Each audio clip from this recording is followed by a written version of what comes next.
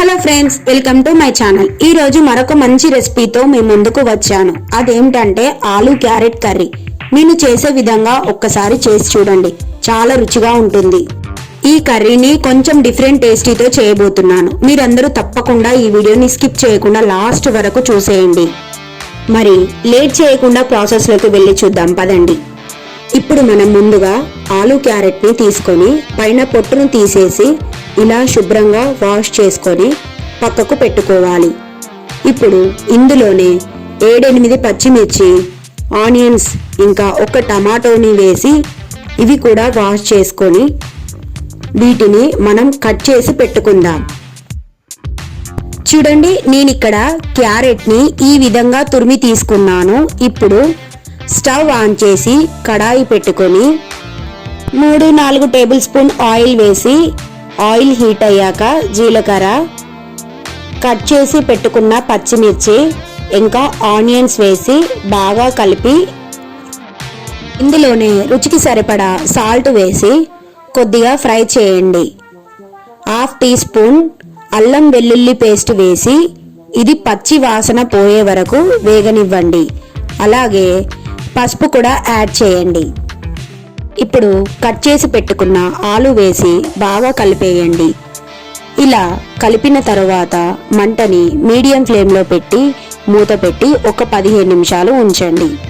ఇలా 15 నిమిషాల తర్వాత మూత తీసి మళ్ళీ ఒకసారి మొత్తాన్ని కలిపేయండి. చూడండి, ఇలా లైట్గా ఆలు ఫ్రై అయితే సరిపోతుంది. తర్వాత ఇందులోనే తురిమిన క్యారెట్ని వేసుకొని మొత్తం బాగా కలిసే విధంగా కలుపుకోవాలి. తర్వాత మళ్ళీ మూత పెట్టి మగ్గనివ్వండి.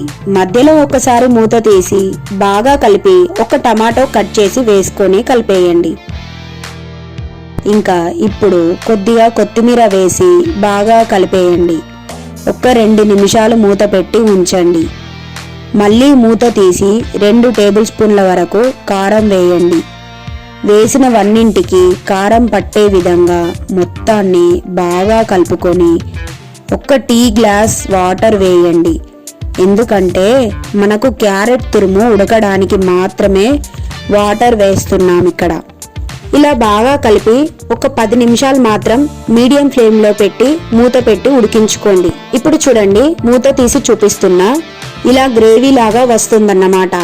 ఇందులో కాస్త మసాలా వేసి కలిపి ఇక లాస్ట్ ఫైనల్గా కొత్తిమీర వేసి ఇదంతా మొత్తం కలిపి స్టవ్ ఆఫ్ చేసుకొని సర్వ్ చేసుకోవడమే.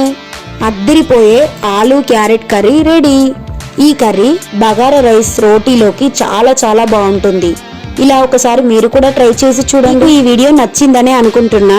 మళ్ళీ మరొక రెసిపీతో మీ ముందుకు వస్తాను. అయ్యో, వెళ్లే ముందు ఒక్క మాట, మన ఛానల్ని కొత్తగా ఎవరైనా చూసేవారు ఉంటే సబ్స్క్రైబ్ చేసుకోండి. అలాగే లైక్ చేసి మీ ఫ్రెండ్స్ అండ్ ఫ్యామిలీ మెంబర్స్కి షేర్ చేయండి. Thank you friends, bye.